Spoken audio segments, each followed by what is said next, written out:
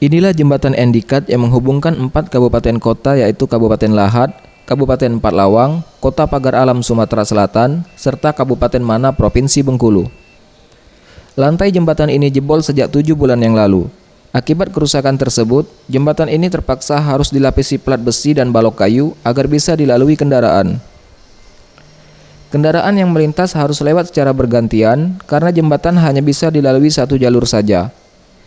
Karena kondisinya yang kian parah, sering terjadi kemacetan kendaraan di jembatan ini.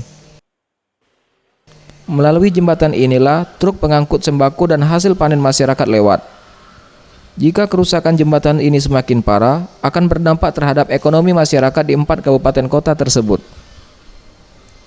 Sejumlah pengendara mengeluhkan kondisi jembatan Endikat yang kian parah. Mereka mendesak pemerintah segera memperbaiki jembatan ini. Kondisi jembatan ini gimana tuh, Pak? Ini macet terus itu jalan. Jadi kita harus antri, Pak, itu untuk lewat sini. Iya, antri. Harus antri. Terus tuh. Sementara itu, Kapolres Pagar Alam AKBP Dwi Hartono berharap agar pihak Balai Besar dapat segera melakukan perbaikan jembatan untuk menghindari terjadinya kecelakaan. Sekarang sudah pertengahan bulan Februari, belum ada tanda-tanda untuk adanya perbaikan secara permanen.